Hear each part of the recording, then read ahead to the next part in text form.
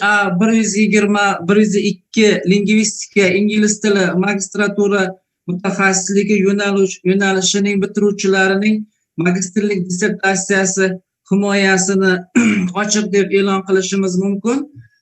Sizlarga hozir ushbu himoya bo'yicha tashkil etilgan komissiya tarkibini o'qib eshitiraman.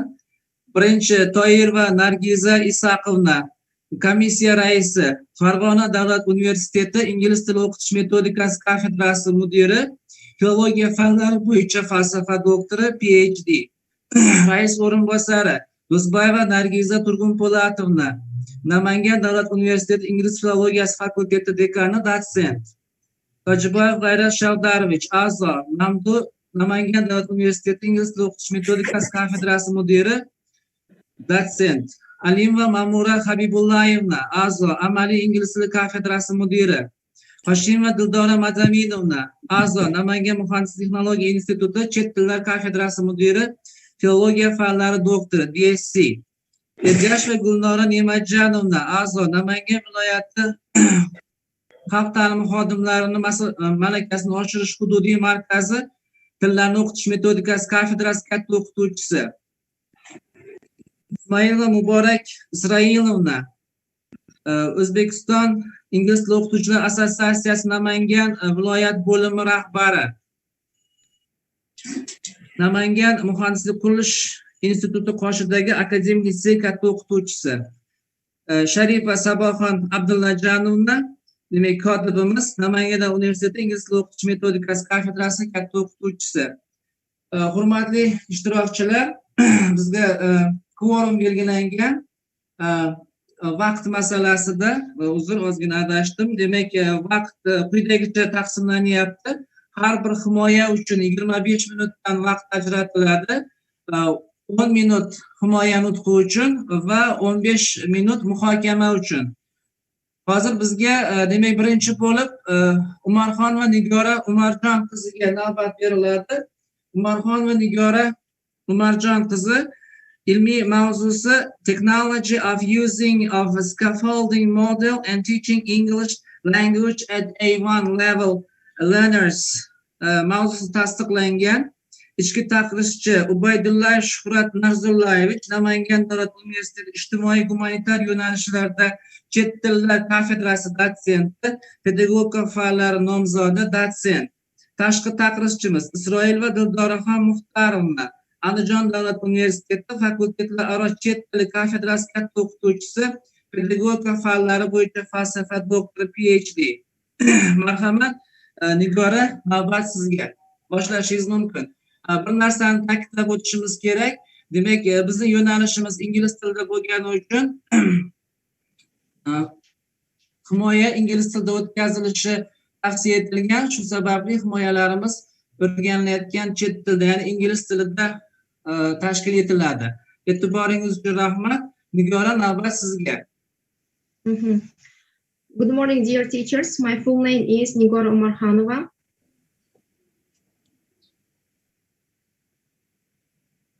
Okay, teacher, could you show the presentation? Yes, just a moment. Men telefon qilishim kerak shekilli.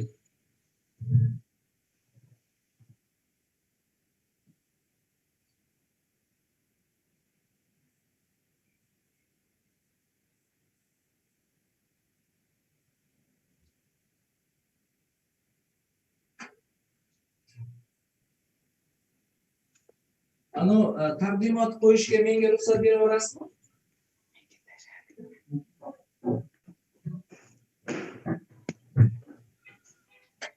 Texnik nosozliklar uchun uzr so'raymiz.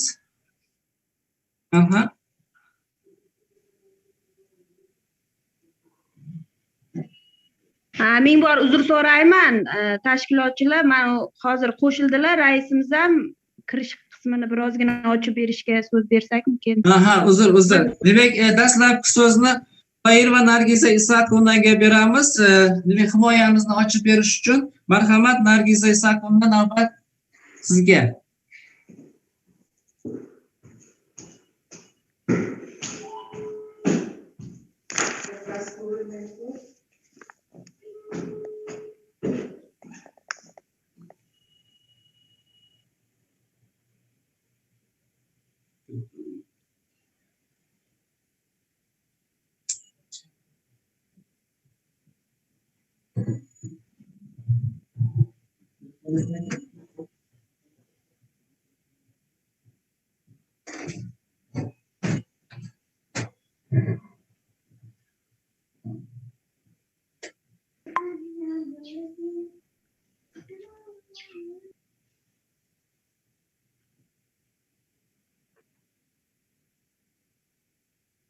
Nargiza Toyirovna ulanishda ozgina muammo bo'lyapti shekilli.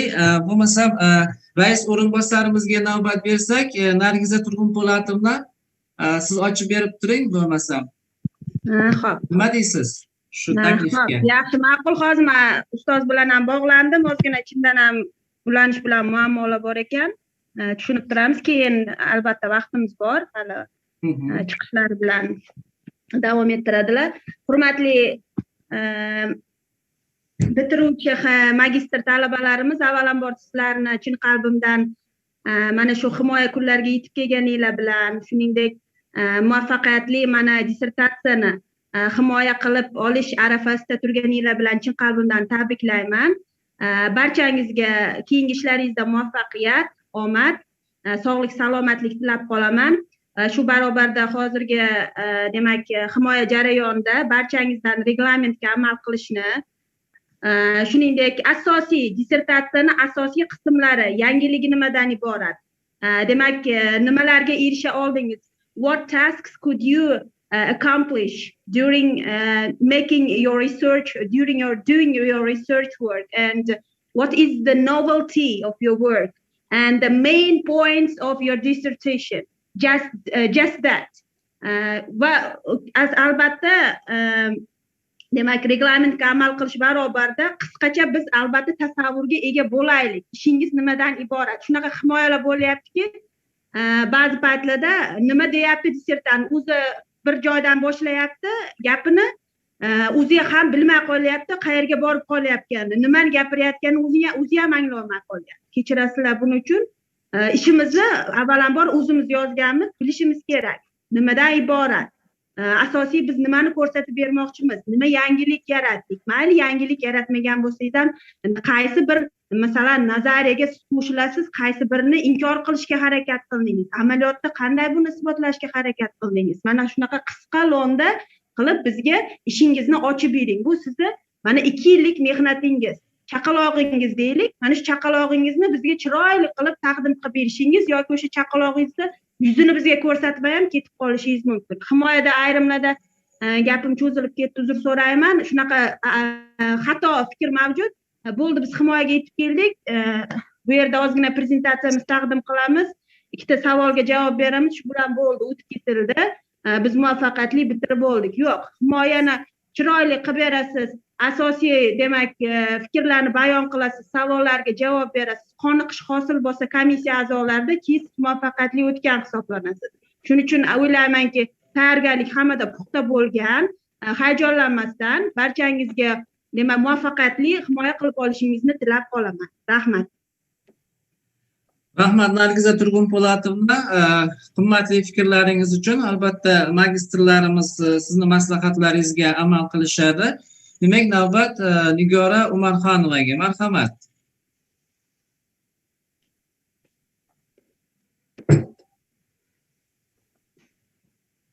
Taqdimot ko'rinyaptimi hammaga? Ko'rinyapti. Boshlavering Nigora. Faqat bitta listni katta qilib olasizmi, domla? Har bitta listni alohida chiqarib qo'ying. Bo'ldimi? Rahmat. My research work is improving the technology of scaffolding model to teach English to A1 level learners. Next slide, please.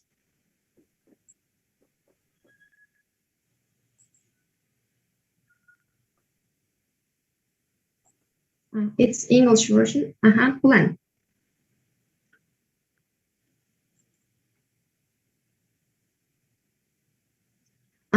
My plan, firstly, introduction, then chapter 1, scaffolding model and concept. Scaffolding model of foreign language teaching. This is the first one. Second one, advantage and disadvantage of using the scaffolding model in small groups. The third one, Lev Vygotsky theory of zone of proximal development. Next one. Chapter 2, A1 level scaffolding learning model. And the first plan is a form method means of teaching A1 level English. Second one is technology of using scaffolding model. And the third one, chapter 3, practical training on the scaffolding model. The first one, analysis of lexical units used in educational methodical complexes created for primary school students. Second one is analysis of survey of primary school students. And the last one is conclusion. Next one, please. Okay, the actuality of dissertation. Why is this work important? Firstly, I want to mention the President of the Republic of Uzbekistan, Shavkat Mirziyoyev, said that the monthly salary of foreign language teacher is determined by their qualifications. From 2021, foreign language teacher will be required to have international certificate. The governors also noted that starting from the next academic year, a competition will be held in each district to train at least 2 English language teachers and 1 foreign language teacher abroad. Secondly, English is taught even in kindergartens and at primary schools. However, teachers have only 1 textbook to teach primary school. There is a need to make additional textbook which can be used after classes. This is why we try to improve textbooks, and this is why I have chosen this topic. Next slide, please. The aim of dissertation. The first aim, teaching English to A1 level students and achieving satisfactory results through the scaffolding model. As we know, at primary schools, students should have A1 level. This is why we learned the system of the education system of our primary schools. Next slide, please. To study the second one, to study the scaffolding model and work on how this model is suitable for A1 level students. It means for primary schools. And the third one, identify and apply methods which appropriate to scaffolding model. We have a TPR methods, and also we have learned how to use TPR method at primary school classes, at primary schools, and other methods also. Next slide, please. Okay, here we have a scientist who learned scaffolding model. The first one, Jean Piaget. Second one, Lev Vygotsky and Noam Chomsky. Next slide, please. And here we have several journals, international journals. We have published our articles in these journals. The first one is World Science. This is a Poland journal. And the second one is European Journal of Research and Reflection in Educational Science. This journal is published in UK. The third one, Eastern European Scientific Journal. This journal is published in Germany. Next slide, please. The first journal in this slide is Иностранные языки, foreign languages. This is a Russian journal. This is an online journal. That's why we don't have a first page. And the second one, Web of Scholar. This is also published in Poland. And the third one is a journal. This journal is published in Ukraine. Next slide, please. And here we have a book for primary school classes. And the name of this book is Singing Kids. Plus you have a CD-ROM. We have a CD-ROM with this book. Why we have chosen such kind of method to publish a book, like using songs? because here in book you can find the songs and lyrics for kids, and you can use in primary schools during the lessons. As we know, in linguistic competence, we have 4 skills. With the help of this book, you can improve your listening, listening skill of your students, because they can listen and they can read the lyrics and they can imitate that sound which is used in song. Okay, here we have a picture of scaffolding. Scaffolding is engineering construction which is used to build house. Here you can have a question. What is a connection between engineering construction and teaching module? In scaffolding module, teacher gives instruction to the student how to carry out the task. Even parent also can instruct his or her child how to step. Like this, during the lesson, teacher teaches how to do some task. And we call it in methodology scaffolding model. Next slide, please. The scaffolding is temporary but essential for the successful construction of the building. Brunner describes scaffolding in the metaphorical sense in which we are using it here as a steps taken to reduce the degrees of freedom in carrying out some tasks so that the child can concentrate on the difficult skill she is in the process of acquiring. And here we have information about the zone of proximal development.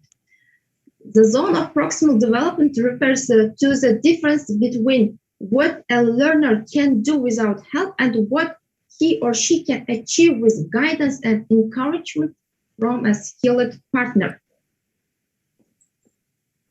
And here we have a picture of ZTP, a zone of proximal development. And here we have a white zone. What's a white zone? It's what I can do. Firstly, your student don't know how to carry out the task. It means the student is in white zone. Then you will help to your student how to carry out the task, and you will give instruction. In that case, your student will be in yellow zone. What I can do with help. What needs to be done to take the learner where he needs to be.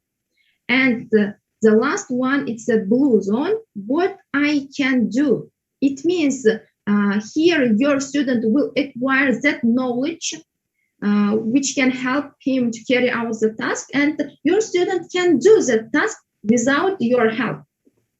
It means it is a zone of achieved development. Here, this illustration gives detailed information and short information about the zone of proximal development. Next slide, please. According to the Vygotsky, much important learning by the child occurs through social interaction with a skillful tutor. The tutor may model behaviors and provide verbal instruction for the child. Vygotsky refers to this cooperative or collaborative dialogue. Also, I want to mention that even a parent can be a scaffolder, because we learn our child how to speak, how to step, or how to do any kind of task. Next one, please. The child seeks to understand the action or instruction provided by the tutor, then internalize the information using it to guide or regulate own performance. It means, firstly, you will help. As I mentioned, that was in yellow zone, and your child can do it without any help. And it means your child in your, let's say, your student in blue zone. And practical part. And here you can see the picture of Kids English. As we know, Kids English is used at primary schools, and this is a textbook because we have people's book, workbook, and teacher's book, plus they have a CD. And during our research work, we try to analyze the lexical units of book. And in this pie chart, you can have information about that book. We counted the lexical units of Kids English for 3rd grade.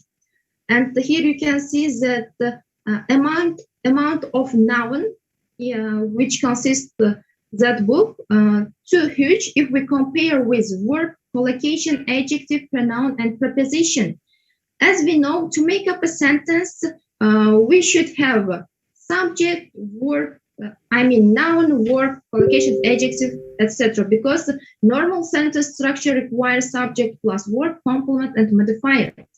If we have a huge amount of nouns in book, students can have a difficult to make up a sentence because vocabulary bank enough. Noun vocabulary bank is enough, but the word vocabulary bank is somehow less if we compare with noun. This is why it's better to focus on the quality and quantity of nouns. May I continue? Yes. It's preferable to analyze the quality and quantity of nouns, verbs, and adjectives when we create a textbook. In next slide, you can see the units. We counted new vocabulary in each unit, and here you can see that each unit contains different amount of vocabulary. One unit has more vocabulary to learn at home or during the lesson, and another unit has less vocabulary to learn. That's why vocabulary of that unit, quantity of new vocabulary should be equal when it comes to each unit. Here we have a huge difference between units. And here we have books which contains the useful information and research about scaffolding. Here are scaffolding language, scaffolding learning, scaffolding children learning, and other books which can be useful and informative when someone does any kind of research about scaffolding. Next slide, please. And here you can see the picture of substitutional table. Substitutional table, very useful and essential when you teach primary schools, because it's a part of the scaffolding model. Here also you can give instruction to your student, but your student will be secure from making up mistakes, and your student can feel free during the lesson, as that student have enough vocabulary and have enough structure, and that student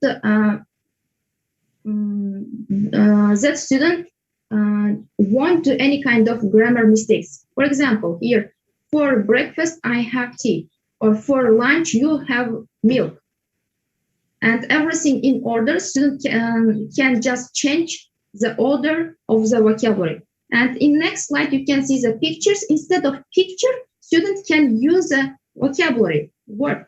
For breakfast, I drink, let's say, tea or coffee. Next slide, please. Okay, in next slide, we have a structure for question sentence, like what do you eat for lunch or dinner? Like this, you can use this substitutional table in the lesson.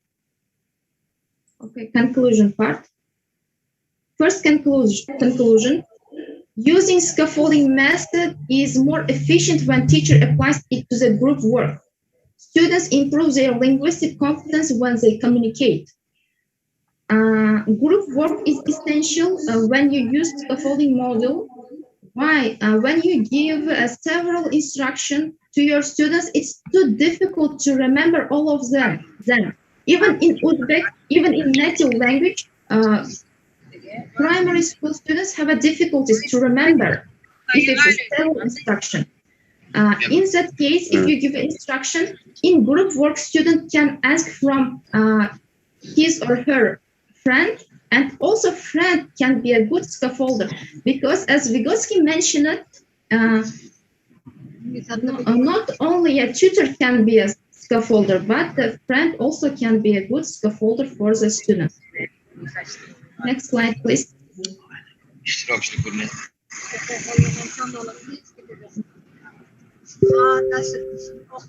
Teacher, could you change the slide to the previous one?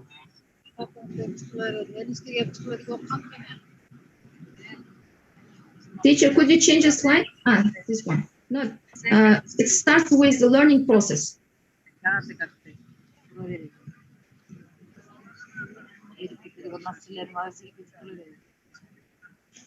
Slide number 30. Learning process needs qualified tutor. Tutor becomes as a model for the student. This process is cooperative learning style. As I mentioned, it's also connects with the group work or with friends. And the role of the tutor in scaffolding is essential.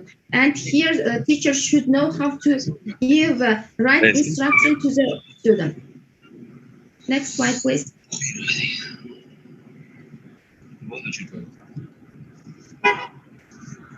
Substitution table is stress-free exercise to improve linguistic competence. With the help of this table, the student is secure and feels confidence. And in our research work, we clarified that such kind of exercises, which gives a clear instruction, is a good method to learn, to use scaffolding method for A1 level learners, because it's a primary students and they need additional information and they need additional support.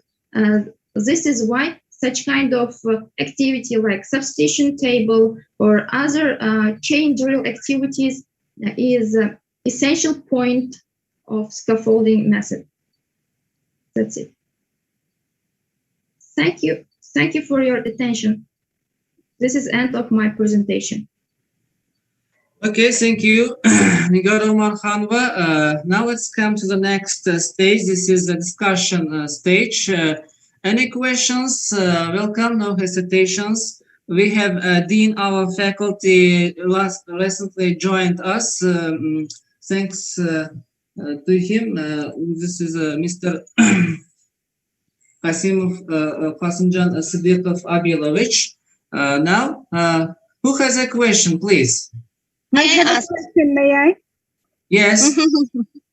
I'm Dildora Israilova from Andijan State University. Good morning, teacher. Good morning. My question, and you have shown about your creation. What kind of differences between your authentic material, which have used it now? Can you show your singing material, please? Singing kids? Yes. What kind of differences between authentic materials, I mean singing materials, what kind of differences your material and which have used it now at school for A2 level by prepared Muqaddas. What kind of differences your material and Muqaddas? Okay, thank you for your question, teacher. Firstly, this thinking is suitable for A1 level learners, as I mentioned, for primary schools. And at the beginning of the book, we have guidance how to use songs, not only songs or lyrics which is used in this book, but others, how to prepare activity for them and how to select material, because we have so many textbooks or such kind of books which is used for primary schools, but most of them don't have instruction for teachers how to use, how to select. So many students have teachers can choose a song without, let's say, instruction, because for primary schools, not every song is suitable. And this is why we have also exercise. Firstly, we have the lyrics of song, and the exercise is like filling the gaps. The student can listen the song with the help of the CD, and the student can write that song to the paper. It can be like an activity. Also, they can just listen the song and they can play and imitate. In my opinion, the main difference is instruction for teachers, how to use, how to apply these songs to the group, to the class.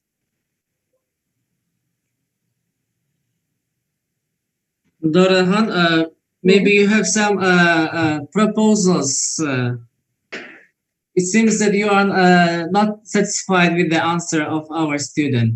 Yeah, I'm not satisfied because I have worked with Muqaddas Ogay, and she really worked hard with audio material with such listening skills, and they are so appropriate for the theme. And I don't know how she and what kind of criteria Nigara Khan pay attention when she prepared this singing material. Maybe it will be better to explain us what kind of criteria she paid attention to select singing material for the kids. It will be better to say, because now I'm not listening the real difference between her material and Muqaddas Ogay's. And I have worked at school with the primary school pupils 17 years, and I really know their kids' English and their audio materials. Therefore, I'm really interested what kind of differences between her presented work and their work.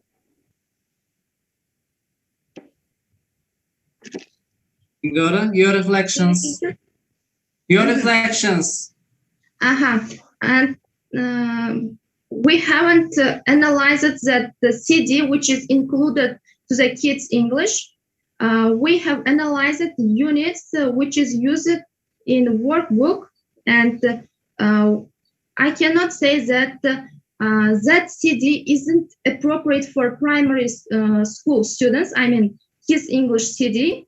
And I cannot say that only another book, let's say Singing Kids, can be used at primary schools. We have counted and analyzed only workbook of the kids' English. Can I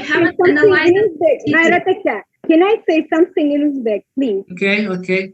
Nigara Khan, sizga va ishingizga, ilmiy rahbariyatga cheksiz hurmatdaman.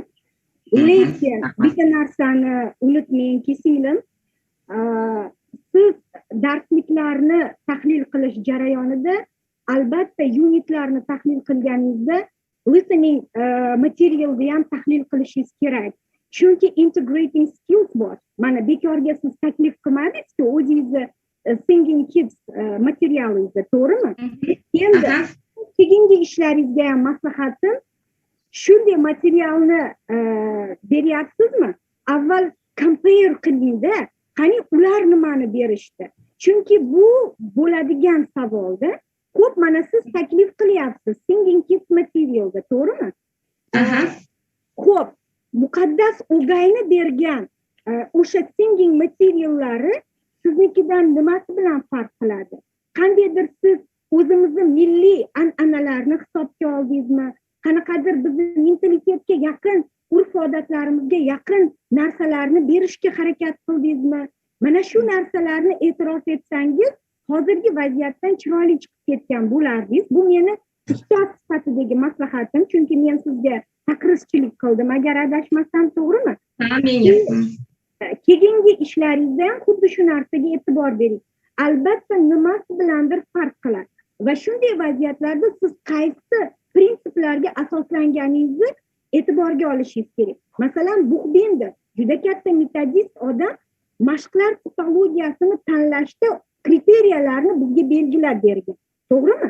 Ya'ni o'sha audio materiallarni tanlashda ham mana shu kriteriyalarga amal qilsak, qanchalik successful bo'lishini isbotlab berishingiz kerak. Mana shunda sizni javobingiz nima deydi, correct bo'lishi kerakda, to'g'ri bo'lib chiqadida. Hozirdan bunaqa javoblar beradigan bo'lsak, ertaga PhD ga chiqqanimizda qiynalib qolamiz degan meni ustoz sifatidagi maslahatim. Nigoraxon, xafa bo'lmaysiz, qabul qilasiz. Hurmatli magistrlarga shu o'rinda bir narsani eslatib o'tmoqchiman. Demak, har bir savolni eshitib olganimizdan keyin bu savol iloji boricha yozib olishga harakat qilinglar va shu savol bergan odamga to'g'ri murojaat qilib, misol uchun savolingiz uchun rahmat. Sizni birinchi savolingizga javobimiz quyidagicha, ikkinchi savolingizga javobimiz quyidagicha degan tarzda javoblarni berishingizni so'rab qolardim. Chunki sizlar umuman o'qituvchini savolini eshitmayapsizlar va noto'g'ri javobni beryapsizlar. So my question sounds as a supervisor, Nigora, where did you conduct your research work? Maybe you deliver some how to say experiments. Did you conduct your research work to the real life conditions? I mean, in the primary classrooms. Yes, teacher. I applied the research work at primary classes, and I went to the school and I using scaffolding model, the criteria and process of scaffolding model, and with the help of the scaffolding model, I made the activity for primary schools, and like this, I tried to analyze how scaffolding model can be useful during the lesson, and also I asked the opinion of the students, how they feel, and the opinion of the teachers. Also, I conduct a questionnaire. The questionnaire was like this. We had questions like, do you like English, or do you have difficulties when you learn English, or do your parents help when do homework at home? I had such kind of questions, and also I made a questionnaire and survey, and I applied the results. I mean, I published the results of that questionnaire in journal. So if you had such kind of, why didn't you include this questionnaire results here in your presentation? It's very interesting. Well, actually, I have included it to the research work, but yes, I haven't included it to the PPT version. Thank you. Yes, you are welcome. Yeah. Okay, thank you very much, Nigora, for very helpful speech, very nice speech, and you did great job. But I have some questions. I read a lot about scaffolding, and you know, in our context, in a local context, lots of like teachers and students have some difficulties in applying or implementing this like approach. And you said that you did questionnaire, you gathered data.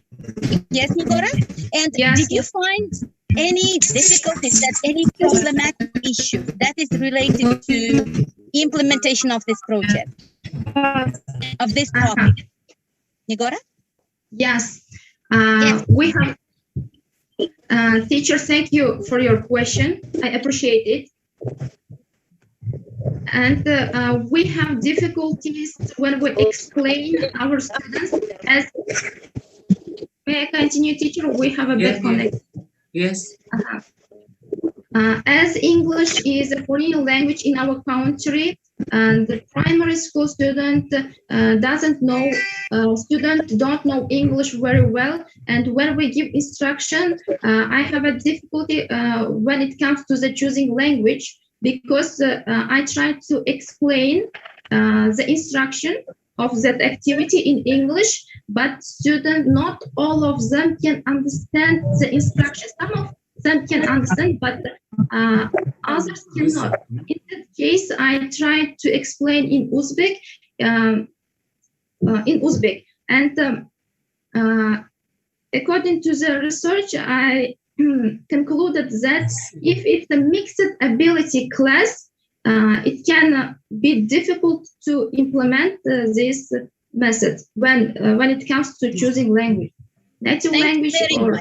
Nigora, thank you very much. I wanted to listen to this because you said that about mixed ability classes, because Chomsky also gives some suggestions on this, and he gave very good answer and feedback for this issue. Thank you, Nigora. Thank you. Thank you for your teacher. Good. Thank you very much. Especially, we have a great thankfulness to Srail Vadildora from Andijan State University and Alima Mamura Khan. In our language sounds Miss Mamura. Thanks that you are dedicated to our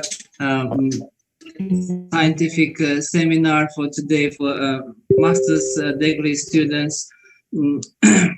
Nargiza Turgunpolatova, what's your opinion? Can we give the turn to the next student, or you have some questions?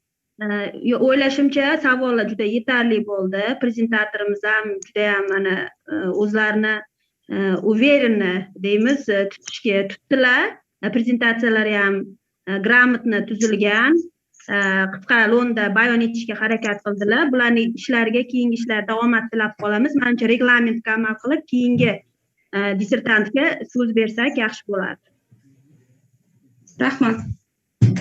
E'tiboringiz uchun rahmat.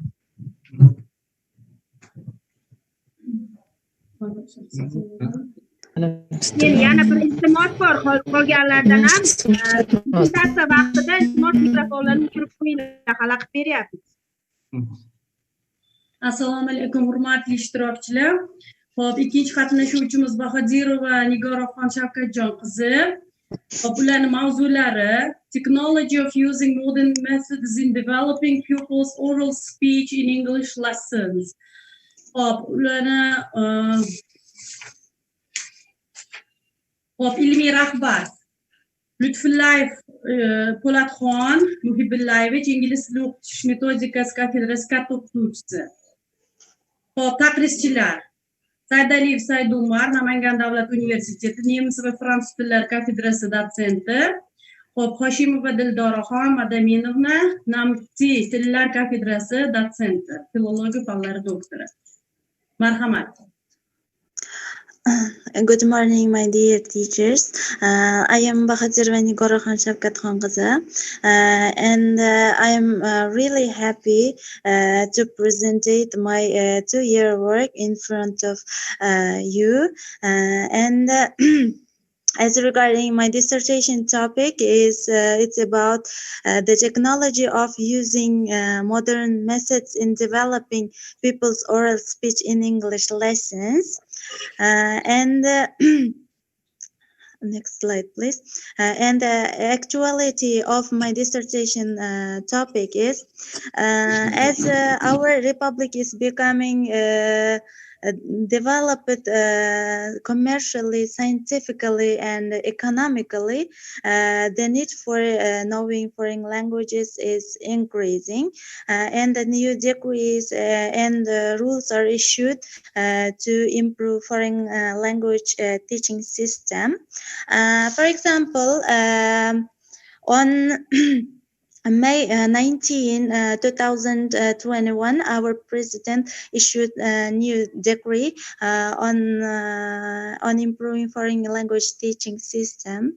As according to that decree, Degree today not only English teachers but also people who are who work who have other occupations also is recommended to know foreign language, and also privileges are given to them, and the aim of my dissertation is, of course,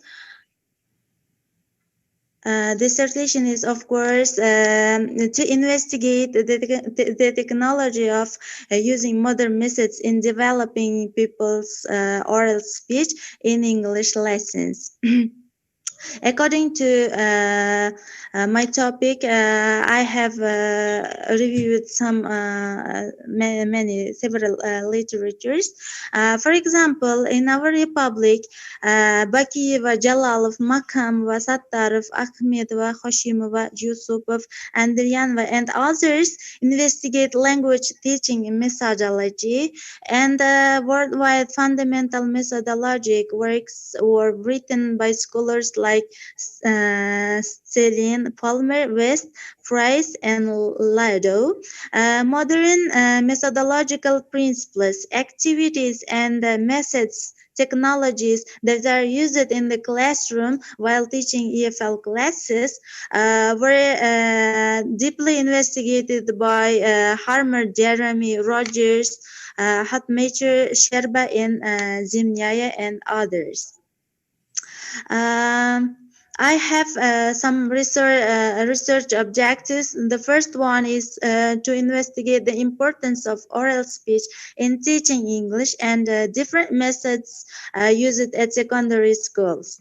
The second one is to analyze the content of teaching oral speech and difficulties encountered and their reasons. And third one is to analyze speech activities given in secondary school textbooks. The last one is to investigate the technology of using modern methods and use it practically, I mean in experiment. As a conclusion of my first, objective, I can say that today, teaching English is important, but teaching English for communication is becoming important than yesterday. The main aim of teaching English is also to develop competence of exchange opinions in target language, make students more knowledgeable, and to form their linguistic competence for communication. Even at schools, we are emphasizing their to improve their communicative competence at schools. Speaking skills are taught through two ways. I mean, monologues and dialogues. As we know, monologues are one of the speaking types or speech types, which is conducted by one speaker and others are listeners here. And the dialogues are conversations between two or more students regarding the topic being studied in class. Next slide, please.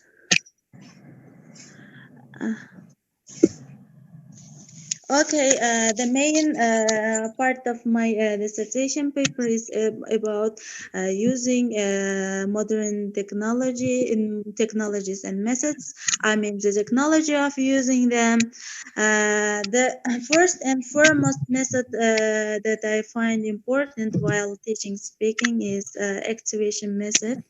It's firstly it's recommended by Shahid Bore, but it's exactly eliminated by Jeremy Harmer in his book which was printed in 2007, called How to Teach English.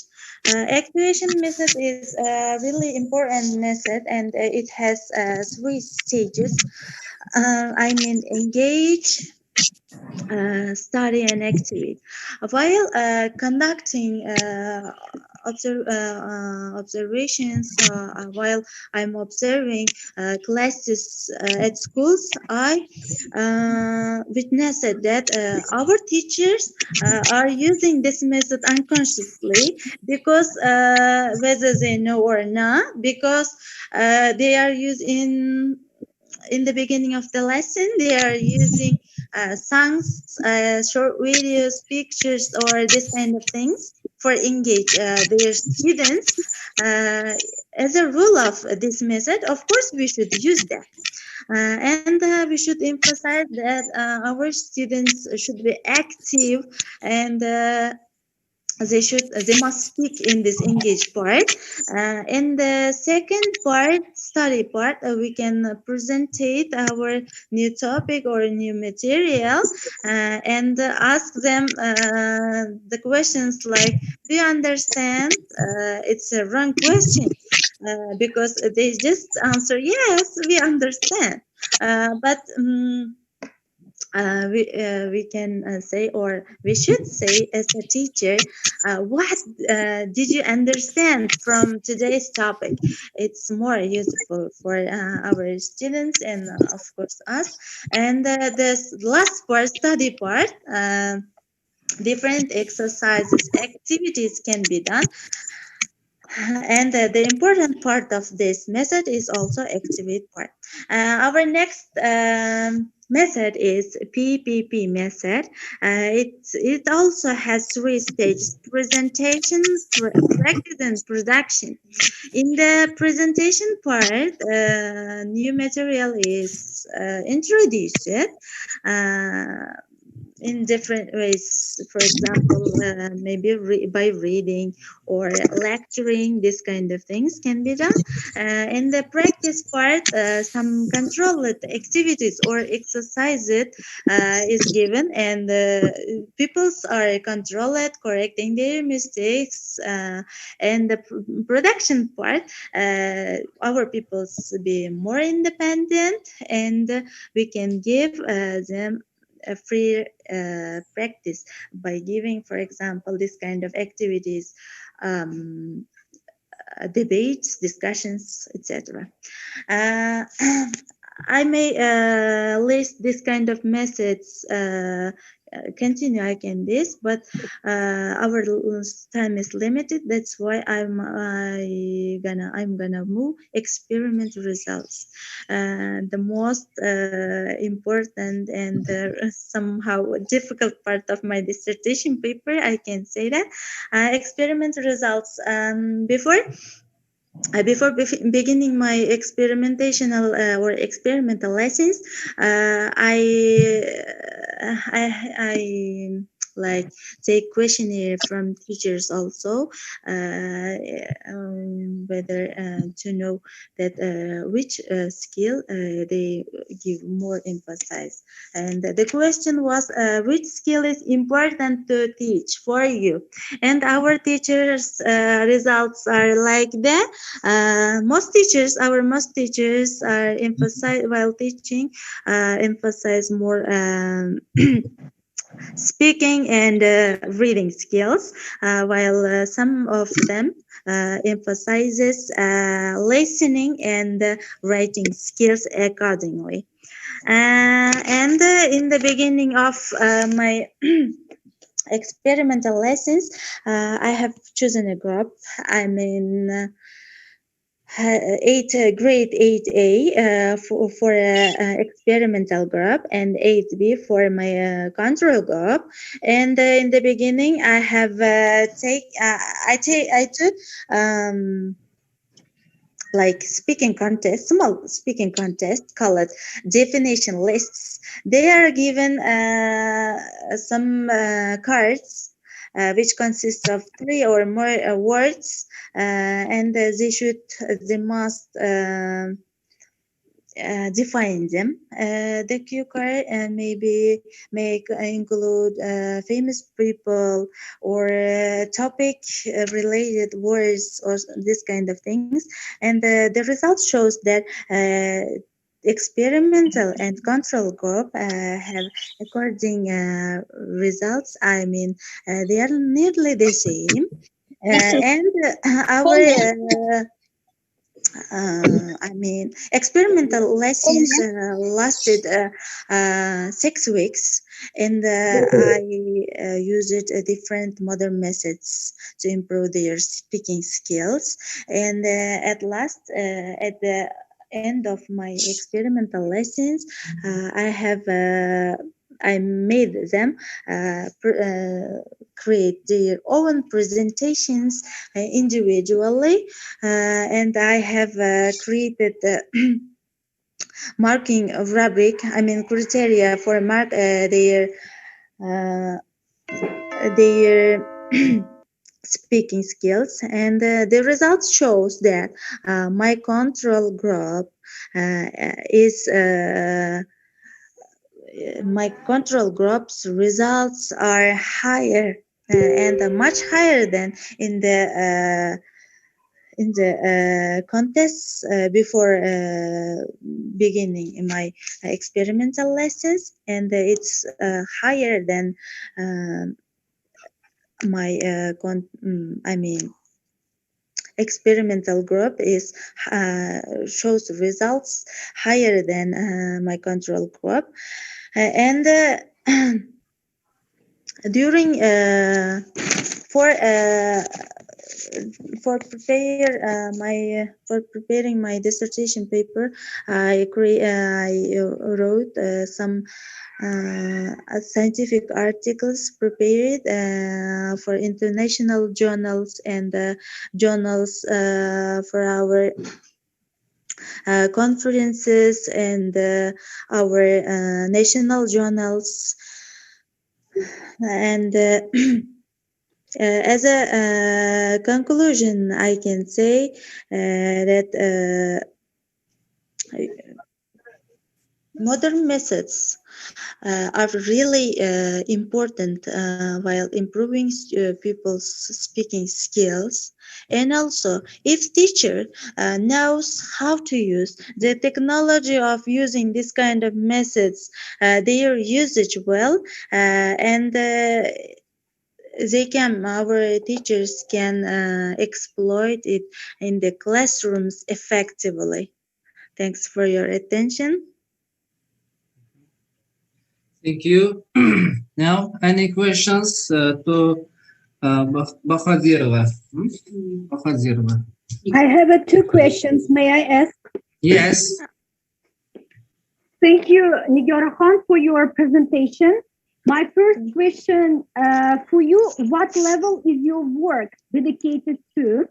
And second question, in the development of oral speech, we are faced with problems, interference.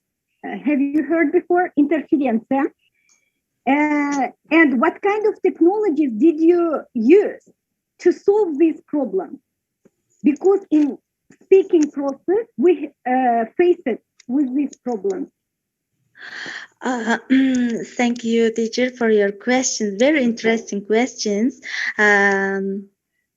First of all, my experimental group's level is A2. And for this level, I found different methods and technologies and have learned textbooks and problems also. In Uzbek classrooms, we have this kind of problems. Our pupils and students are shy to speak. They have no idea because we don't teach our pupils or students to just to give their ideas at home, at school. We don't interested in their opinions. So I think the reason is why they cannot speak during classes is our mentality. And for that issue, to overcome this issue, I have some very protections for that. I use it more. I myself first speak, and even like examples. I use it more examples. For example, if I ask something from my peoples, they just shy and I don't know what to speak. They answer, and I astonished, and I will give even answers in the mother tongue, their mother tongue in Uzbek, and also in English, and help them. Again, before giving questions, I facilitate them enough vocabulary and ideas to speak. You can use this word. You can use this idea if it's appropriate for you. And in this way, I see that I have seen that they spoke a little. Gora, I guess you didn't listen the question carefully, because the first question sounded, for what level your research work is dedicated to? My level learners. You mentioned that here you said that this is 8th grade learners. Okay. Yes. Mm-hmm. It's in the Common European Framework of Reference. Its level is A2. Okay, and I understand this. Thank you. Your answer for my question, but for my second question, yes, I'm not listening. Language interference. Yeah. Language interference. Yeah. What problems did the learners come across because of the language interference during your experimental work? So this is a difference between Uzbek language and the English language.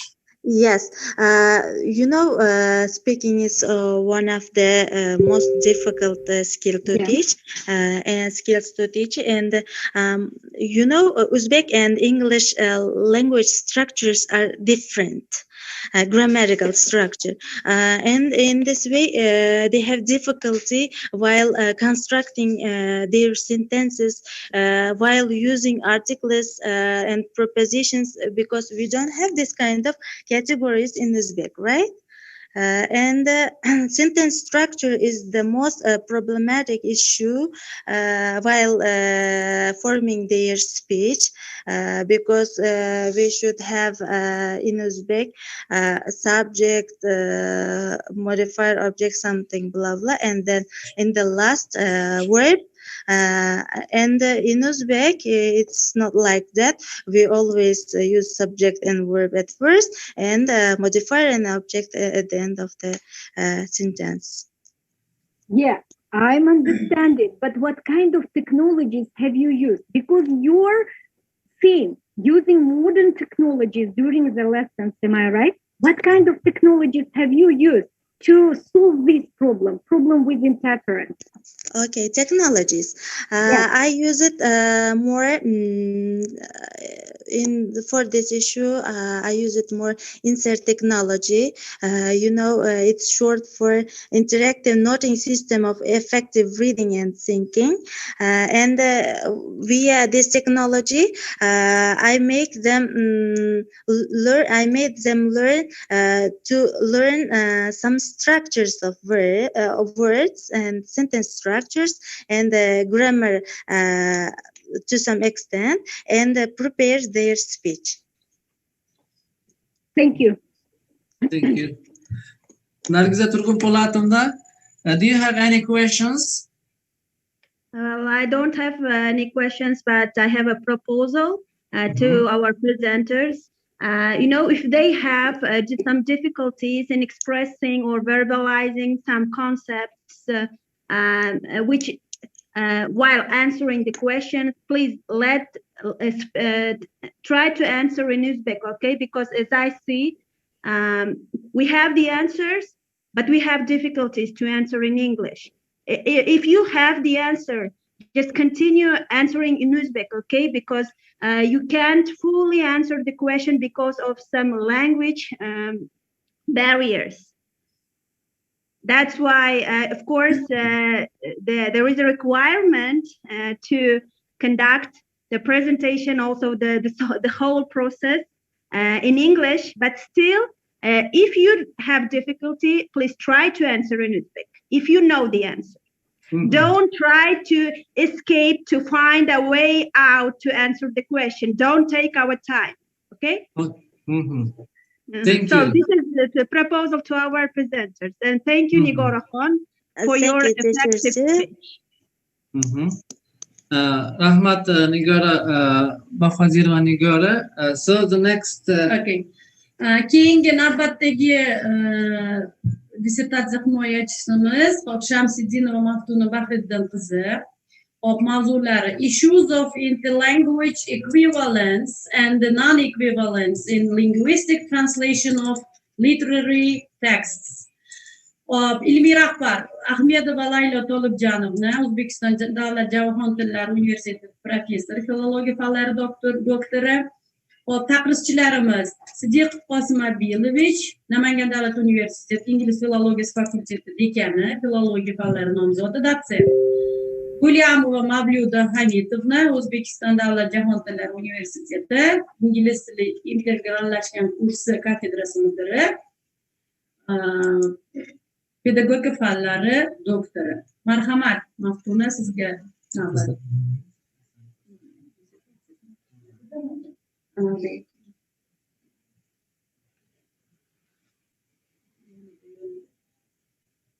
Now Maftuna, begin. Good morning, dear teachers. Ovozim yaxshi eshitilyapti. Yes, we are listening to you.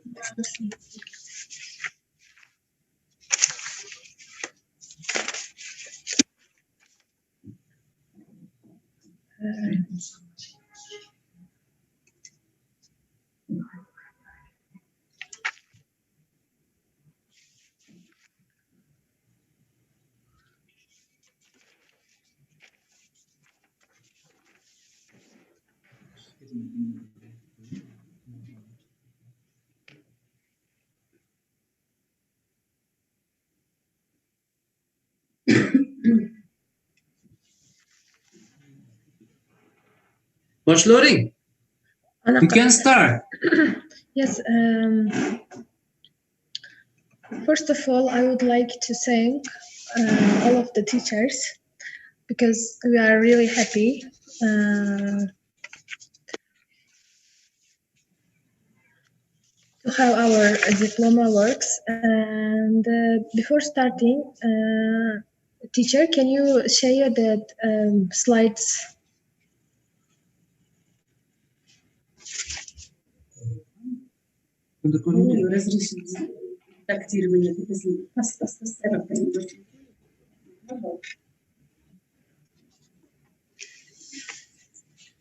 Is it visible now?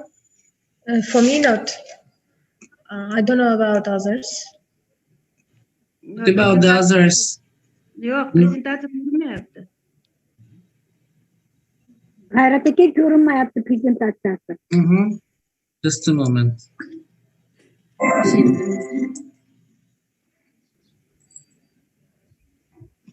What about now? Yes, it is. So my dissertation topic is the problem of interlingual equivalence and disproportion in the linguistic translation of a literary text. My advisor is Polatxon Lutfullayev Mukhabullaevich. I divided my work into three chapters. All of them have two subtopics. As you can see from the slides, if we talk about the actuality of the dissertation, Our national publications are being translated into foreign languages, and foreign literature is also being translated into our language. We can definitely say that it's very good result. Literary translation is such a delicate process that its implementation requires a high level of experience and skills. And nowadays, it's very difficult to find direct translation, which means that literary translators do a work or art in a foreign language, not directly but indirectly with the help of each languages. And such translation is a very different from a direct translation in that the indirect translation does not mean the national work itself, because the work in that foreign language is translated into another language. It loses its propriety, its originality, and its national colority. This does not give the expected result, and the expected result is very important to impress and amaze the reader. If a translator can achieve the same result in indirect translation, we can safely say that the reader have reached another unique translation century. The role of lingua culture in literary translation is invaluable. In general, translator cannot achieve result without knowledge and skills in lingua culture. This is natural, but the main thing we need to pay attention is to training of qualified interpreters, because the concept of culture changes as society develops. This means that the concept of lingua culture is constantly being updated. This in turn affects literature like another field. There is literature, of course, and there is need to translate it. Therefore, we need to support translator to ensure that our translation schools find their rightful place in the future and create the conditions to them to acquire both theoretical and practical knowledge. If we talk about the aim of dissertation, is to features of translation of literary text and the translation of texts provide information on methods used in the translation of literary text. In process of literary translation, the work presented in English is replaced by Uzbek language and given alternatives. Finding the solutions to problems and difficulties in translating work of arts, analysis of translation of work of art from English to Uzbek, or in some places from Russian as well, provide some advices on national coloring in the translation of works of art.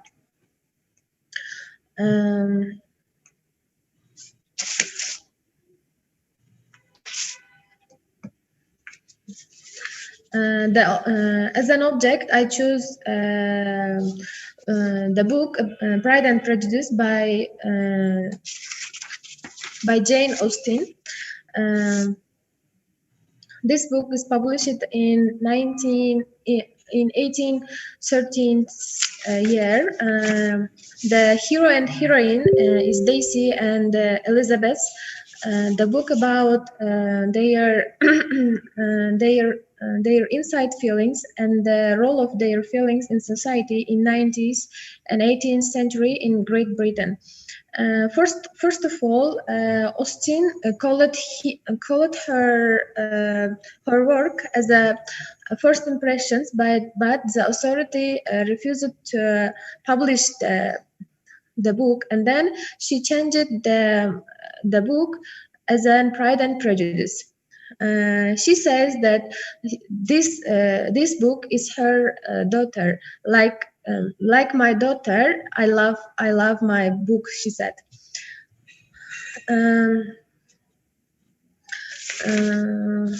I would like to share some examples from the book. If you, for example, you have a sweet room here, Mr. Bigley, and a charming prospect over the general work. I don't know a place in the century that is equal to Netherfield.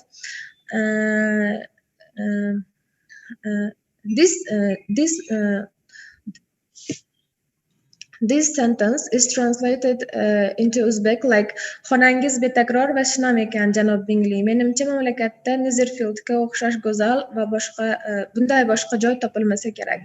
As we can see that we omitted some sentence from that saying because we cannot find the proper and equivalent exact words into Uzbek. And I also should mention that the Pride and Prejudice is not directly translated into Uzbek language. It is translated into some languages. I myself read about it in Russian language. Then I tried to translate it into Uzbek. And another examples can be, you take delight in vexing me. You have no commission on my nerves. In Uzbek, it will be, siz meni haqorat qilyapsiz. Siz umuman meni asablarimga rahm qilmaysiz. And also, you mistake me, my dear. I have a high respect for your nerves. They are my old friends. I have heard you mention them with consideration these 20 years at least. Azizam, sen adashyapsan, men seni asablaringni juda hurmat qilaman. Axir ular meni qadrdon do'stlarim-ku. Agar sen shu oxirgi yilni nazarda tutayotgan bo'lsang, unda sen haqsan. As we can see that we cannot translate it directly into Uzbek languages, but instead we use some equivalent words and also these proportions. So if we talk about the conclusion from the chapters,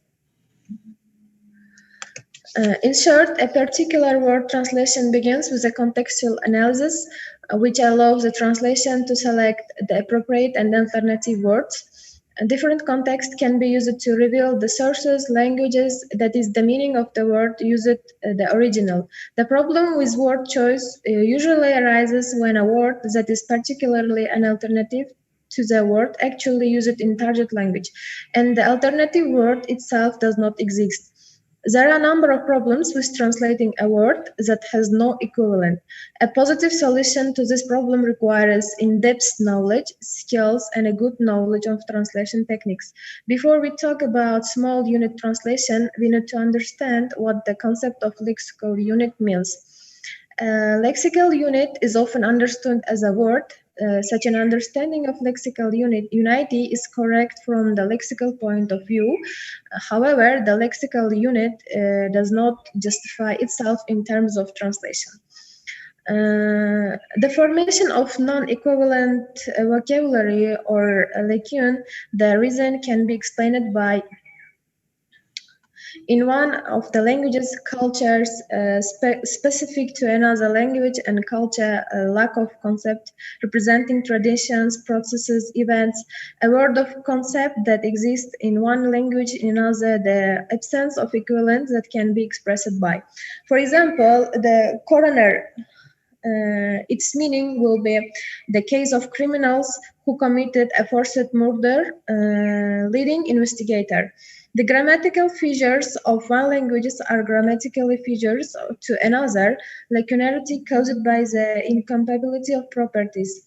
For example, bootlegger with alcohol smuggling engaged trader. Next.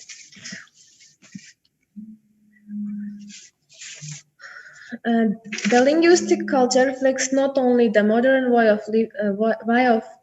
people, but also the national, historical, religious culture that has been developing over the centuries. Folklore in every languages, general scholars saying the folk heritage, the people communicate that language. Lacune, which I talk about. They are formed by the conversion of the English language when some words made of nouns, for example, to a forest, to plant a tree. Basically, when translating non-equivalent vocabulary or lacune into a translation languages, faces two challenges. First one is there is a clever equivalent of the original word in the target language or not. The second one, it's connotative meaning together with the meaning of the subject. Dividing to inability to adequately restore the national or historical, or maybe the colorful as well. And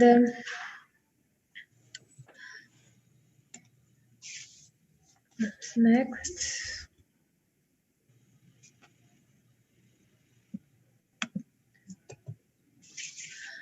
In conclusion, the role of lingua culture in literary translation is unique.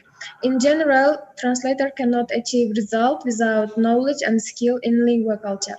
This is natural, but the main thing we need to pay attention is to the training of qualified interpreters, because the concept of culture changes as society develops. This means that the concept of lingua culture is constantly being updated. This, in turn, affects literature like any other field. There is literature, of course, and there is a need to translate it. Therefore, in order to ensure that our translation schools find their rightful place in the future, we must support translators and create conditions for them to acquire both theoretical and practical knowledge. The second one, now we need to move directly from the original to the translation. The first direct translations appeared in the last quarter of the century. Gyosis, the sufferings from young weather and epics in the clothes of the wolves were translated indirectly by Yanglish Igamba, Sadruddin Salimovs, and West and East, and Sharafat Batirov's Victor Hugo's original songs. Our poets Jamal Kamal and Abdullah Sher also used their originality in translating Shakespeare and Byron dramas.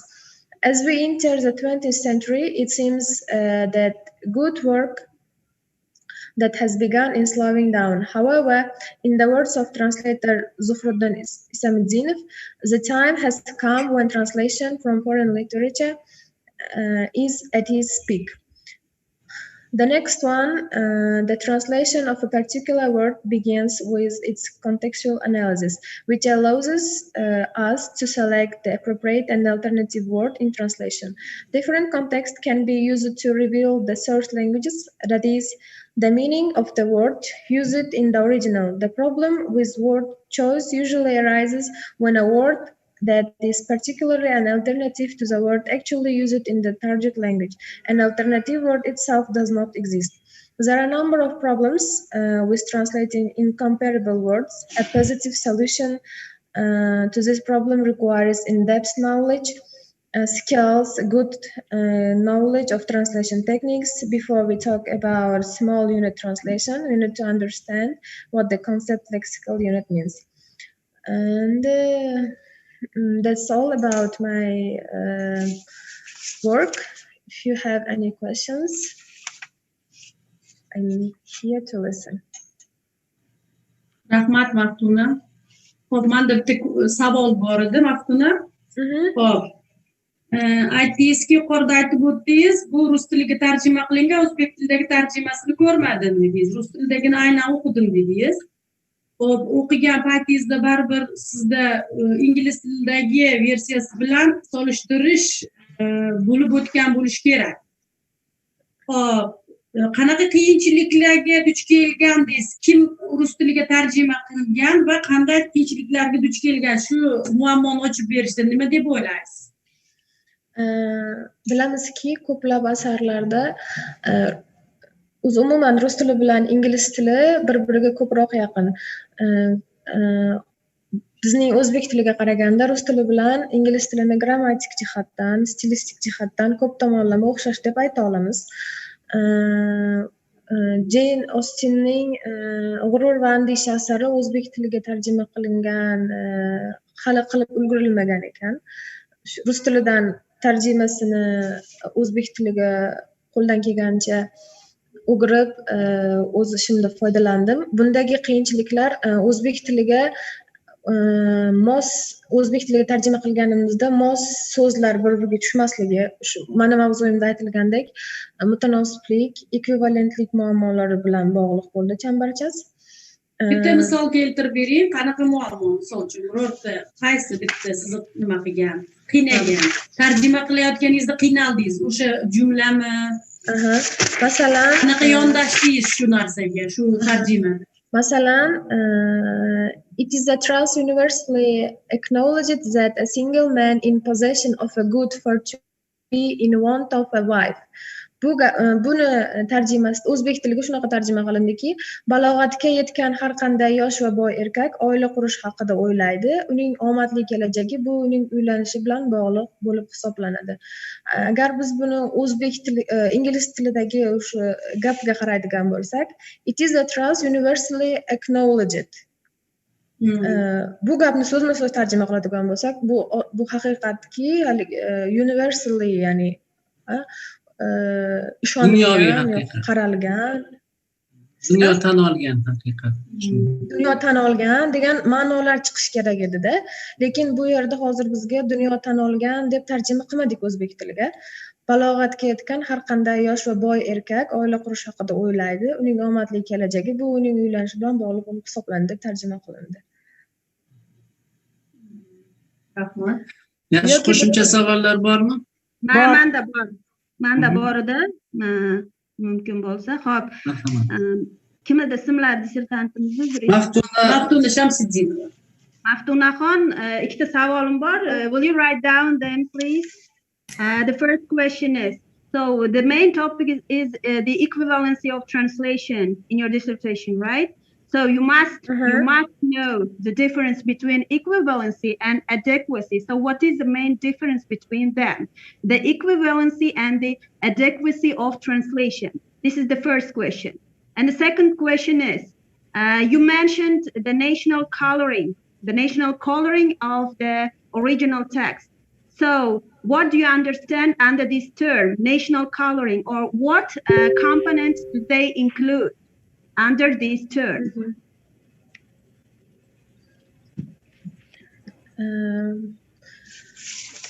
About the first question about the equivalence, I can say that equivalence is not the exact meaning from one language to another language if we translate, but it is equal. Let's say nearly the same meaning from the text, maybe. But this proportion is like, how can I say? I'm not asking about the definition of equivalency. What is the difference between equivalency and adequacy? Because when we talk about equivalency, we must know what is the adequacy of the translation. Please answer shortly, briefly, and right to the topic. Yes, I'm answering that. It's not the same. The first one is refers to the same meaning. The second one comes from the context. And about your second question, yes. So you mean that adequacy is directly related to the context? Yes, we can find it from the context. Firstly, I would like to propose you to make your research deeper in this topic. And now I don't want to just like siz hozir bir qanaqadir kesib qo'ymoqchi emasman, lekin mana shu sohada kerakli farqlashni ozgina yanada chuqurroq izlanish olib borishingiz tarafdoriman, chunki kontekstga bog'liq, kontekstdan topishimiz mumkin degan javobni bevosita bu o'ta qo'pol xato deb hisoblanadi bunaqa javob berish. Mayli, ikkinchi savolga o'tsangiz, iltimos. Fakulteti mutaxassislari Namangan shahridagi Beruniy mahallada yashovchi bir qancha maslahat va muhtoj bo'lgan aholi vakillari. Savol bo'ldi, o'zbekchada yana qaytaraman. Milliy bo'yoqdorlik deyapmiz. Qanaqa komponentlarni o'z ichiga oladi? Nimani tushunasiz milliy bo'yoqdorlik deganda? Asliyatning milliy bo'yoqdorligi.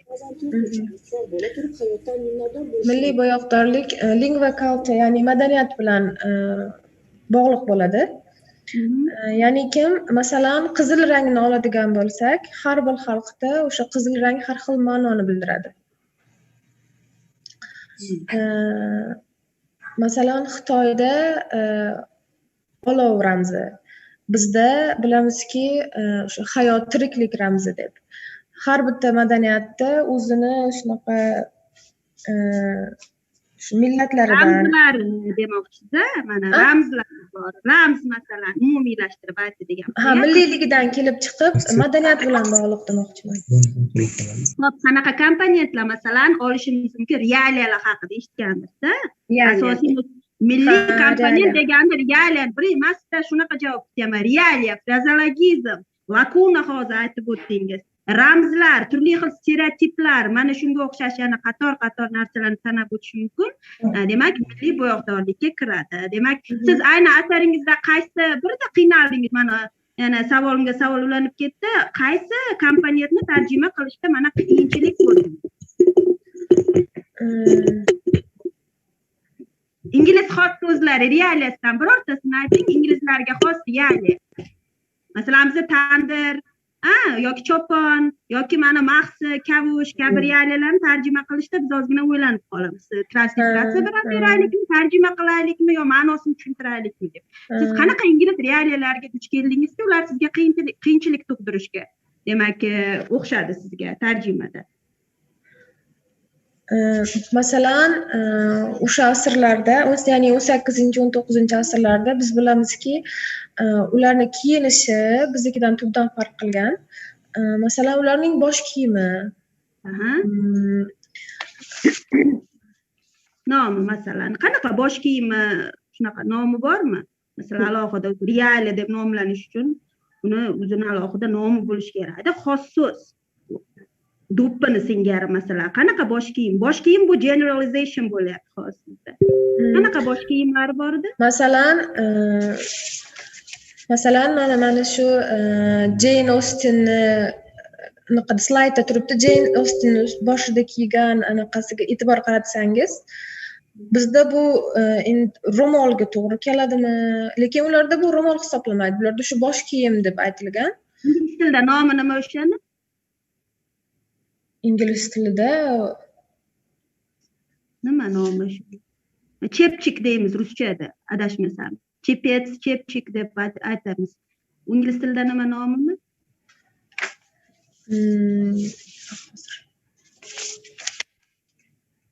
Skull cap deyiladi. Skull cap. Ya'ni o'sha maxsus bezakli ayollar bosh kiyimi. Endi uzr, men ham qo'shilib ketdim. Juda haqiqatdan qiziqarli mavzu bo'lib ketdi. Mana bu yerda erkak kishi kiyib turgan smokingni ham o'zbek tiliga tarjima qilishda ancha murakkabliklarga duch kelinadi. Chunki bizning madaniyatimizda bunaqangi kostyumlar odatda kiyilmaydi. Qanday mana shunga o'xshagan muammolarga duch keldingizmi demoqchidan? Nargiza Turg'unpo'latovna. Yana ham oydinlik kiritdim. Yoki mana o'tirgan stoli, mana ulardagi bizni stol deb tarjima qilib qo'ysak ham yoki tebranma stol deymizmi yoki orqadagi boshqa nimalarni ko'rishimiz mumkin. Mana chetroqda turgan mana bu marmardan ishlangan qanaqadir bezaklar bor. Mana shunday so'zlarni tarjima qilishda doim murakkabliklar tug'diriladi. Misol uchun biz buni hozir cho'pon deb tarjima qilib qo'ysak, o'zbek kitobxoni inglizlar ham chopon kiyadimi degan, ya'ni inglizga chopon kiygizib qo'yib yoki fransuzga ro'mol o'ratib qo'ygandek bo'lib qolamiz. Shu muammoni yechishda qanaqa murakkabliklarga duch keldingiz demoqchi savolda. Xo'p, mayli, Maftunaxon, siz keyingi mana izlanishlaringizni davom ettirsangiz, ilmiy izlanishlaringizda xuddi shu sohada sizga tavsiya qilgan bo'lardim davom ettirishni, chunki bu juda ham qiziqarli mavzu, milliy bo'yoqdorlik. Davom ettirasiz. Albatta biz ham ustozlar sizga o'z maslahatlarimizni sizdan demak ayamaymiz, tavsiyalarimizni berib boramiz. Keyingi demak ilmiy izlanishlaringizda muvaffaqiyatli tilab qolamiz. Rahmat. Rahmat. Hayrat aka, men ham 2 og'iz dissertantga fikrim bor edi. Marhamat. Maftunaxon, mana yuqorida 2 ustozni juda chiroyli savollarini eshitdim-da. Aynan shu narsalarni men sizga bermoqchi edim. Haqiqatda juda chiroyli sizga maslahatlar bo'ldi. Shu maslahat tariqasida qabul qilasiz. Balki ko'rgandirsiz bu o'zbek olimlarini ishlarini, muammoni o'rganilganlik darajasida, lekin men eshitmay qoldimmi bilmadim. Sizga maslahatim To'xtasinov Ilhom Madaminovichni dissertatsiyasini bir ko'rib chiqsangiz, aynan dissertatsiya ishi tarjimonlarni tayyorlashda ekvivalentlik hodisasi asosida rivojlantirish, ya'ni kasbiy kompetensiyalarini rivojlantirishda ekvivalentlik hodisasini rivojlantirish haqida alohida dissertatsiyalari bor va juda ham chiroyli.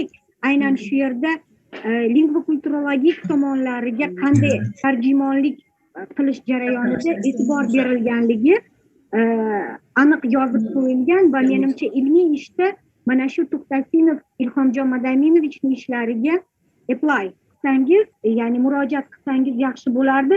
Shuningdek, Jamilaxonni ishlari bor. Aynan tarjimonlarni tayyorlashda lingvodidaktik omillarga alohida e'tibor qaratilgan, alohida e'tibor berilgan. Shu o'zbek olimlarimizdan Omonovni o'zini maktablari bor, tarjimonlar maktabiga asos solgan, Jahon tillari universitetida juda kuchli resurslar bor. Keyingi ishlaringizda mana shu resurslarga murojaat qilsangiz, menimcha ancha yaxshi bo'lardi. Xo'p, rahmat. Hop, keyingi navbatdagi ishtirokchimiz, himoyachimiz Tojiboyev Ilyosbek Ilhomjon o'g'li. Hop, ularni magistrlik dissertatsiya mavzulari: Teaching the language and the structure of metaphor to B1 level learners. Hop, ularning ilmiy rahbarlari Isroilova Dildoraxon Muxtorovna, Andijon davlat universiteti fakultetlararo chet tili kafedrasi katta o'qituvchisi, pedagogika fanlari doktori.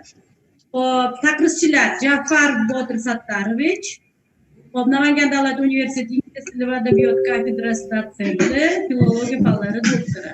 Vositov Valijon Abduvohidovich, Andijon davlat universiteti ingliz tili va adabiyot kafedrasi mudiri, filologiya fanlari nomzodi, dotsent. Marhamat Ilyosbek, sizga navbat. Good morning, my dear teachers and group mates and my dear supervisor. I should introduce myself.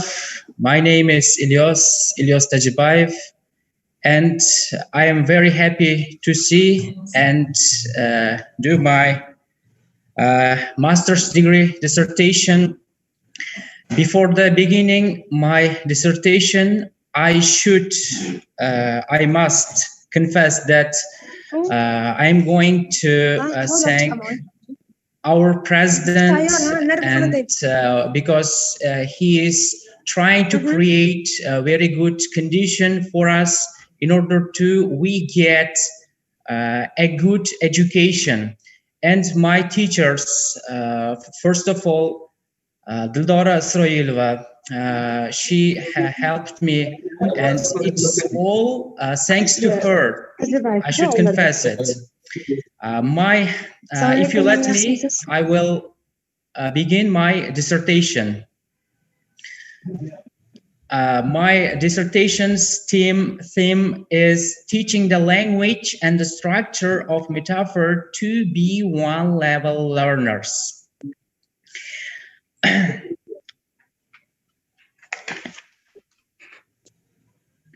Introduction, please.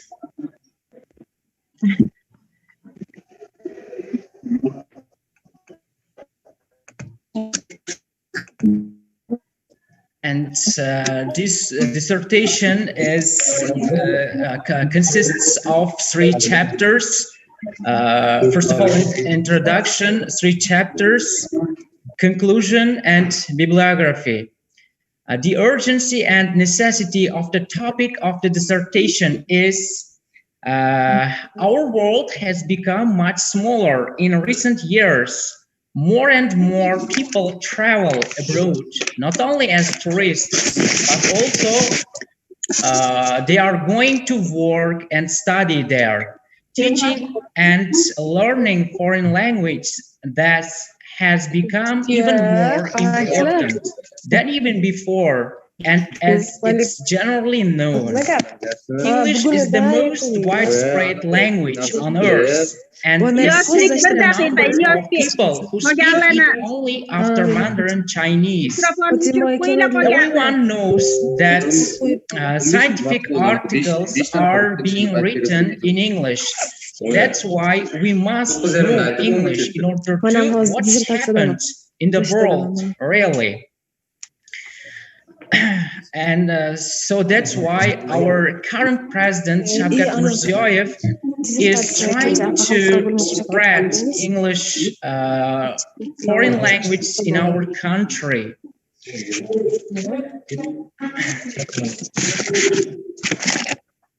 Nowadays, in our republic, a great attention is being paid to broadcasting of the English language.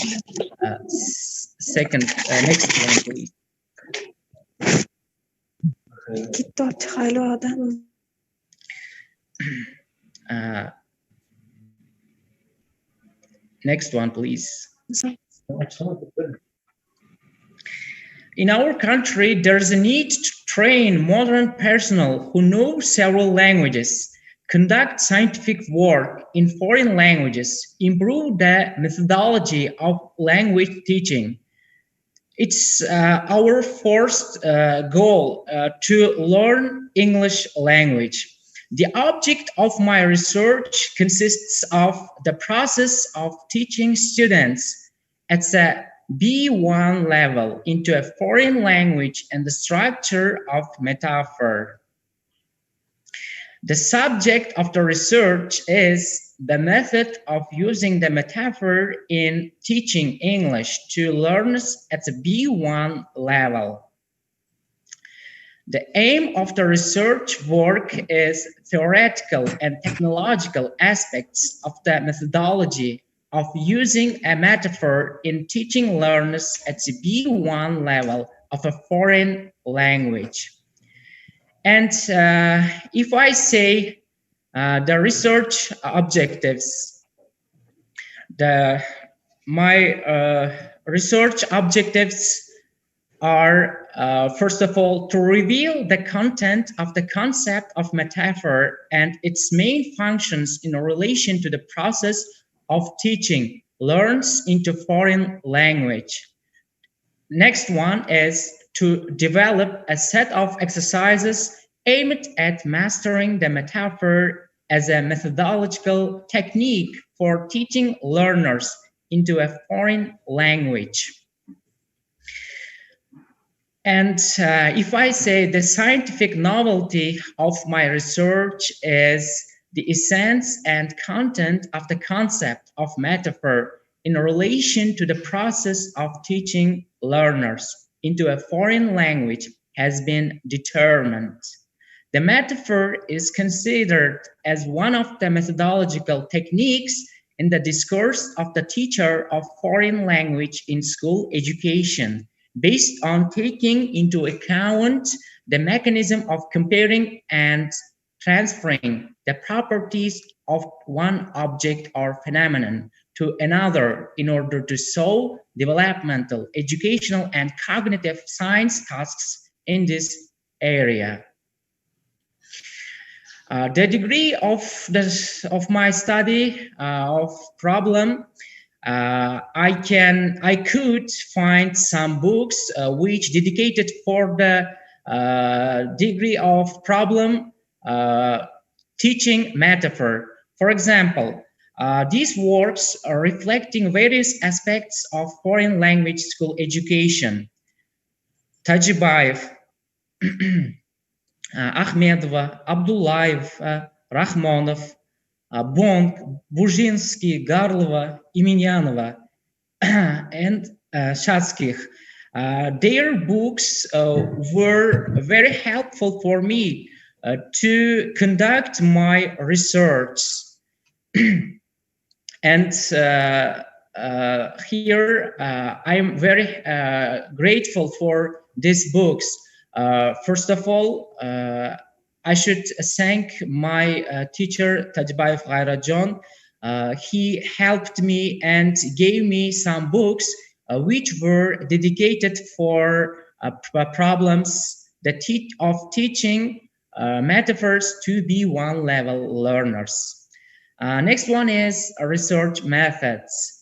To achieve the research object and set pedagogical observation, comparative analysis, solution of problems, experimental testing, pedagogical monitoring, questionnaire, mathematical, statistical analysis, and generalization methods were used.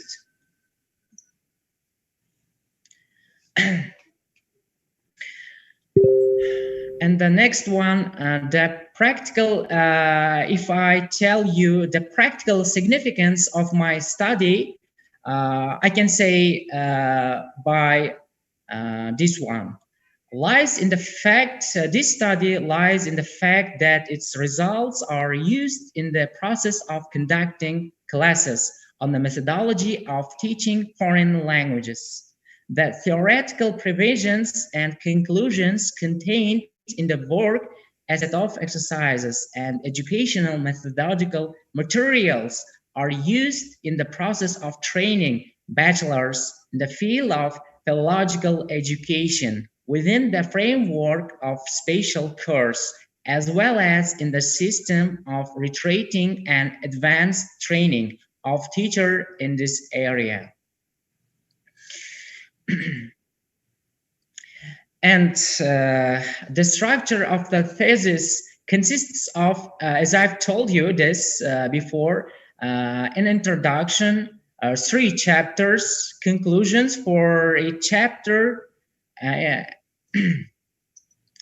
first chapter.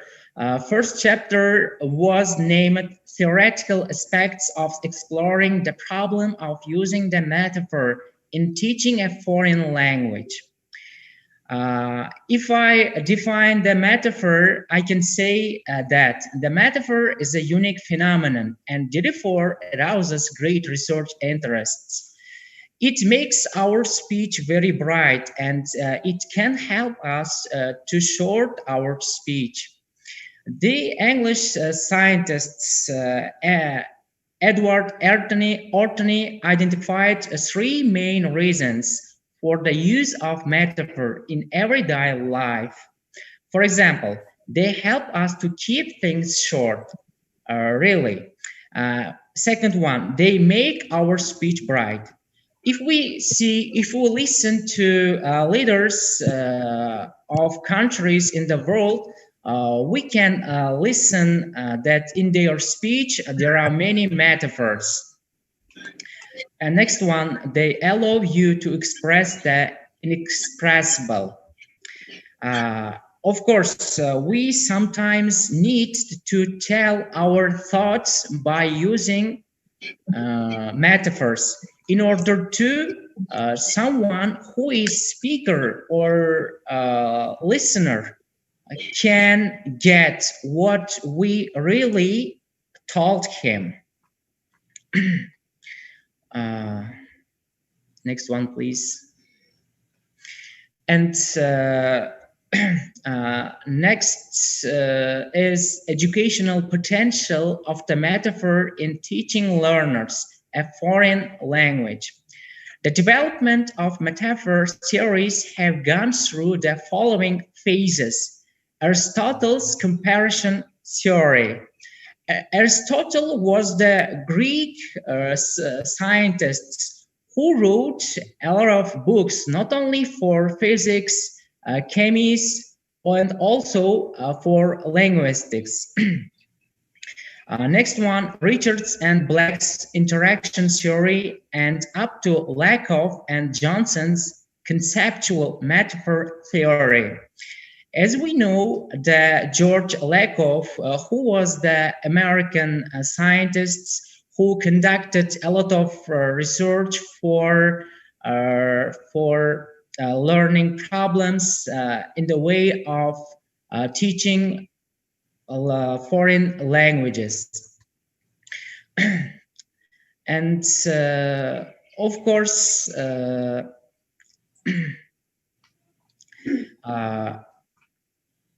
conclusion. If I conclude from the first chapter of my dissertation work, this chapter has shown that metaphorical language is significantly related to the language proficiency and writing proficiency. This is because metaphorical language, specifically conventional metaphorical language, reflects different tastes of vocabulary, proficiency, and contributes to the coherence and creativity of the text.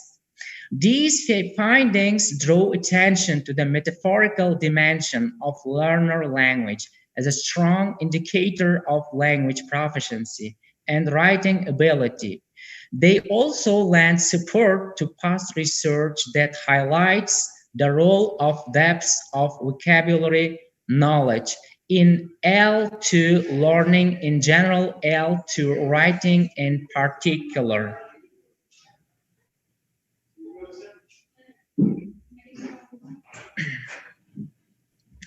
And as you see here, there are metaphors in English that shouldn't be translated word by word. Every day we meet problems that sometimes we can't translate from English into Uzbek or from Uzbek into English, some words, some articles by word. For example, my brother was boiling mad. In Uzbek, we can translate like akam aqldan ozganday edi, yani g'azablangan edi. Next one is her voice is music to his ears. Or we can translate it uning ovozi quloqlariga yoqimli kuy kabi yoqqan edi. Next one, life is journey. Hayot sayohat kabi.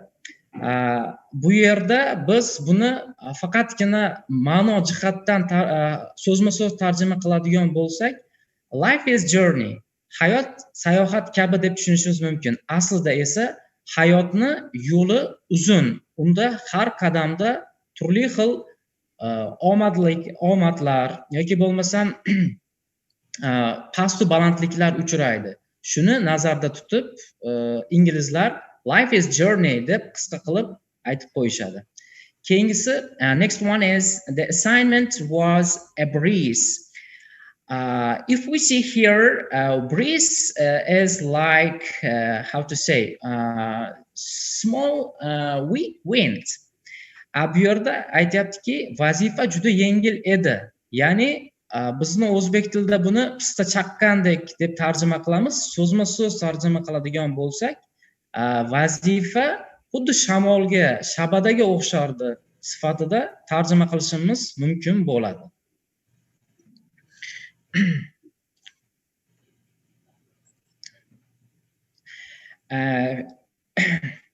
And if it comes the main functions and types of metaphor, there are 10 functions of metaphor, main functions.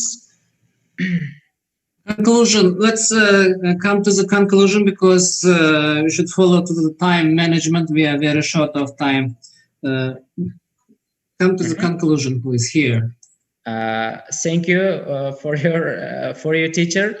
If I tell you what was the conclusion about during the conducting this research, I concluded that in conclusion, it can be claimed that the opinions about the problems which we put forward were divergent, although some response and views were expectable. When it comes to the first question of our research about the definition of metaphor from the point of local if-al, teachers' view, the option was the answer. A metaphor is a figure of speech that describes an object or action in a way that isn't literally true, but helps explain an idea or make a comparison.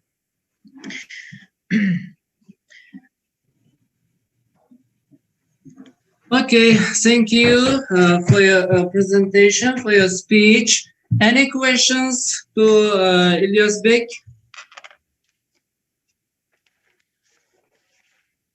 Okay, I'm ready. Mm-hmm.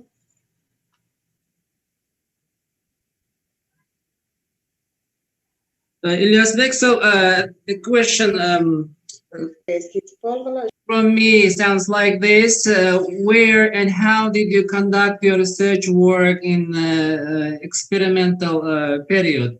Did you go to any schools or high schools? Teacher, thank you for your question.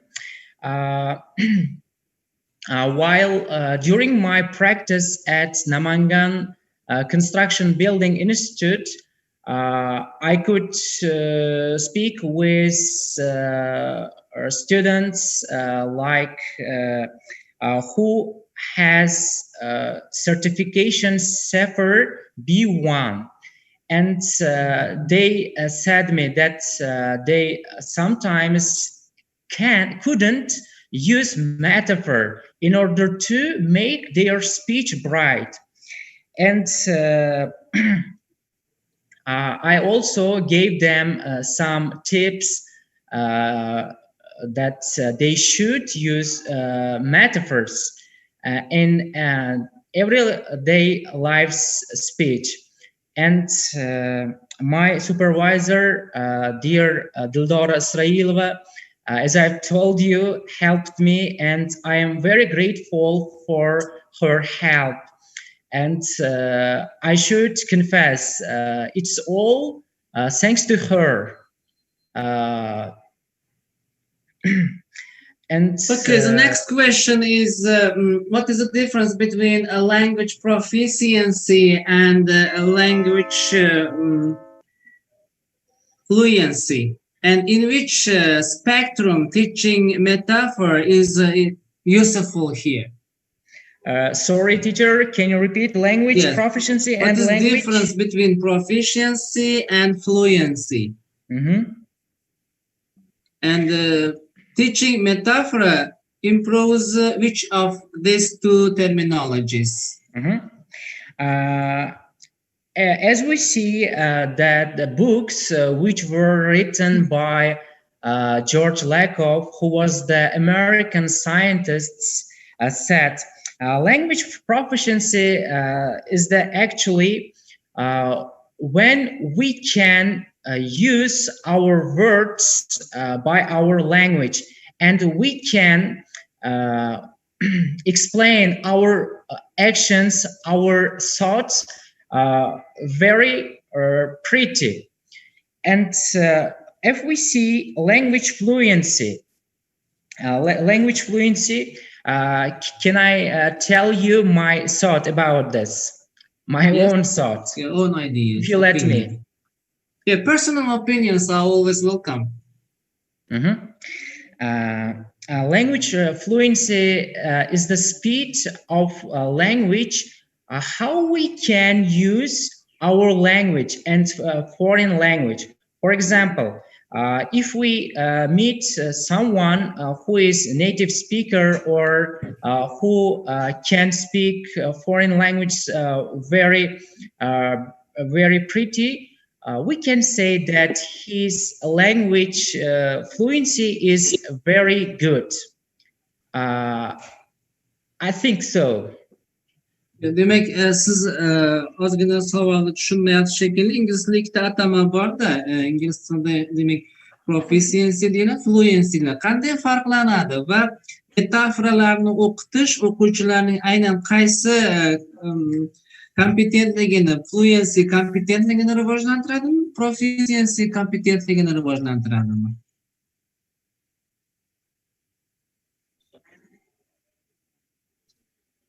Shu oxirgi emas. Oxirgi Ilyas Tojiboyev Ilyasbek oxirgi himoyadagimiz.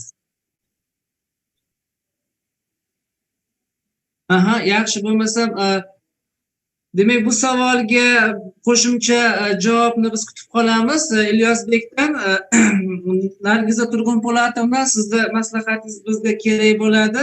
hozir bularni natijalarini e'lon qilamizmi yoki ozgina maslahatlashib olib, keyin Telegram kanali orqali baholarni e'lon qilaylikmi? Qanday qilsak ma'qul? Hop, hurmatli G'ayratjon ustoz domla, menimcha biz oldin buni bir diskas qilib olamiz. Qay darajada mana sifatli o'tdi va qay darajada bu savollarga javob bera olishdi, hokazo unga qarab keyin menimcha e'lon qilsak yaxshi bo'ladi. Rahmat maslahatingiz uchun. Demak, biz bu bo'yicha Nargiza Isaqova bilan ham bog'lanishga harakat qilib ko'ramiz. Fakultetimiz dekanini ham demak tavsiyalarini olamizda. Keyin rais o'rinbosari sifatida Nargiza Turg'unpo'latovna yakunlovchi so'zni aytadilar.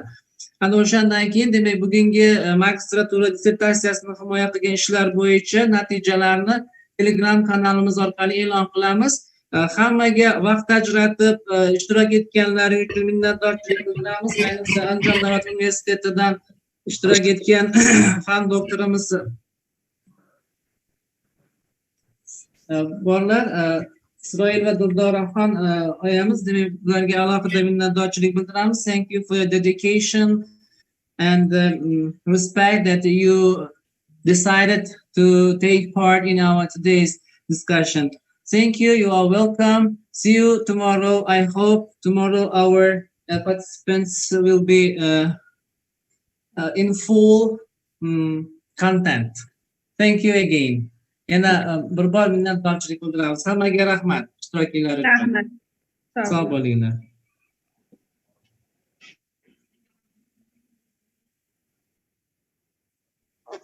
Rahmat. Salomat bo'ling. Xo'p.